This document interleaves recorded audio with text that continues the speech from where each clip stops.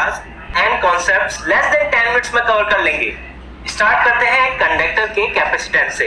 एक insulated conductor को दिया गया चार्ज Q डायरेक्टली प्रोपोर्शनल होता है to its electric potential V।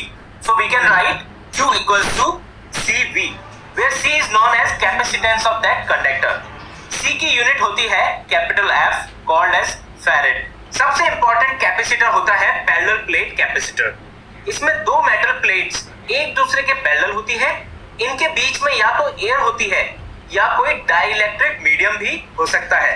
अगर मेटल प्लेट्स का एरिया A है, दोनों D डिस्टेंस से सेपरेटेड हैं और इनके बीच केवल एयर है, तो इस कैपेसिटर का कैपेसिटेंस होगा C equals to epsilon naught A divided by D, where epsilon naught is permittivity of free space।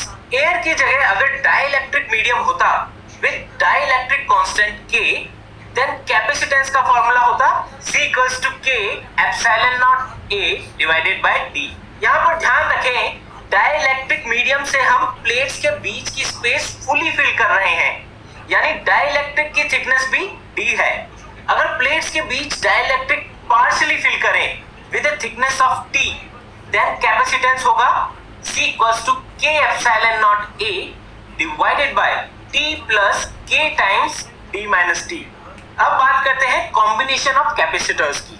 अगर कैपेसिटर्स सीरीज में कनेक्टेड हैं तो इक्विवेलेंट कैपेसिटेंस होगा 1 divided by C equivalent equals to 1 divided by C1 plus 1 divided by C2 plus 1 divided by C3।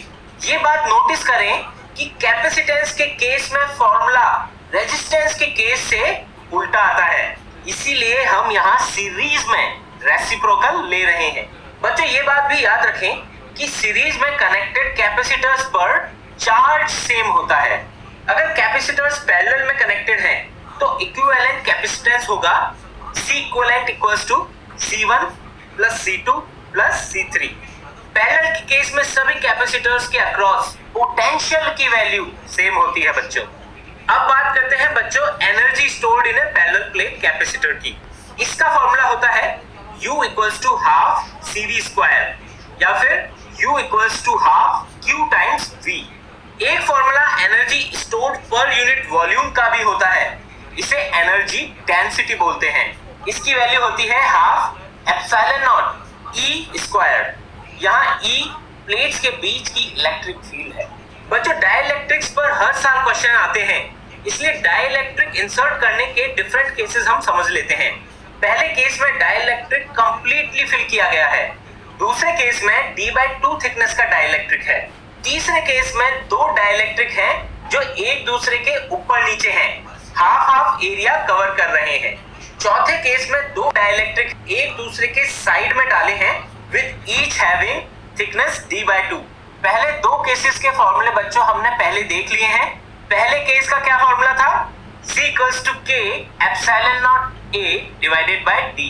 यहाँ पर dielectric हमने fully fill किया है कैपेसिटर्स के बीच में। सेकेंड केस में हमने पार्शियली फिल किया है with A thickness of D/2, तो यहाँ पर पार्शियली फिल वाला फॉर्मूला लगाएंगे और हमें वैल्यू मिलेगी 2K epsilon naught A divided by D times K plus 1। Third and fourth cases में बच्चों दो अलग अलग कैपेसिटर्स कंसिडर करने हैं। थर्ड केस में क्योंकि दोनों डाइइलेक्ट्रिक्स के left and right sides same plate से कनेक्टेड हैं, यानी दोनों के अक्रॉस पोटेंशियल सेम होगा, इसीलिए इन्हें पैरेलल में कंसीडर करके इक्विवेलेंट कैपेसिटेंस निकालना होगा। K1 वाले का कैपेसिटेंस होगा, थिकनेस D है और area A divided by 2, therefore C1 equals to K1 epsilon naught A/2 divided by D। Similarly K2 वाले का होगा C2 equals to K2 epsilon naught A/2 divided by D। क्योंकि capacitor में हम parallel के case में सारे कैपेसिटेंस को ऐड करते हैं, इसीलिए हमें यहाँ से इक्विवेलेंट कैपेसिटेंस की वैल्यू ऐड करने पर मिलेगी epsilon nought A divided by 2D times K1 plus K2। चौथे केस में भी बच्चों हमें दो कैपेसिटर अलग अलग कंसिडर करने होंगे with a thickness of D/2। इस केस में बच्चों डाइइलेक्ट्रिक्स का एक फेस आपस में कनेक्टेड है, इसीलिए इन्हें सीरीज में मानकर हमें इक्विवेलेंट कैपेसिटेंस निकालना होगा। K1 वाले का कैपेसिटेंस होगा C1 equals to K1 times epsilon naught A divided by D/2। और K2 वाले का होगा C2 equals to K2 times epsilon nought A divided by D/2। Series के केस वाला फॉर्मूला लगाते हैं बच्चों।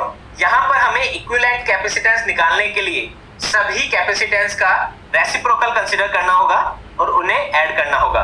सारी कैलकुलेशंस करने के बाद जो हमारा फाइनल आंसर यहाँ से आएगा वो होगा epsilon nought A divided bye D times 2K1 K2 divided by K1 plus K2। अब बच्चों एक इंपॉर्टेंट कॉन्सेप्ट बचा है कॉमन पोटेंशियल का।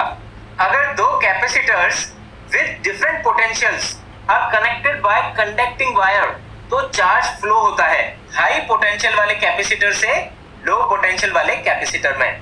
ये चार्ज तब तक फ्लो होता है जब तक दोनों कैपेसिटर का पोटेंशियल सेम ना हो जाए। इस कॉमन पोटेंशियल की वैल्यू होती है बच्चों V common equals to C1 V1 plus C2 V2 divided by C1 plus C2, या फिर हम इसे इस फॉर्म में भी लिख सकते हैं Q1 plus Q2 divided by C1 plus C2। ये इंपॉर्टेंट फॉर्मूला है बच्चों, इसे याद रखें। फॉर एग्जांपल अगर क्वेश्चन में पूछा है एक U एनर्जी वाले कैपेसिटर को एक अनचार्ज्ड कैपेसिटर से पैरेलली कनेक्ट कर दिया विद कंडक्टिंग वायर, तो फाइनल कंबाइंड सिस्टम की एनर्जी क्या होगी। दोनों का कैपेसिटेंस सेम दिया गया है। एनर्जी का फॉर्मूला हमें पता है U equals to half CV square. Common potential की वैल्यू बच्चों कैलकुलेट करते हैं। हमें क्वेश्चन में दिया गया है V1 की वैल्यू कैपिटल V और V2 की वैल्यू है हमारी 0 क्योंकि वो एक अनचार्ज्ड कैपेसिटर है। Therefore V common equals to CV divided by C plus C क्योंकि दोनों का कैपेसिटेंस हमारा सेम है। देयरफॉर इसकी वैल्यू आएगी V डिवाइडेड बाय 2।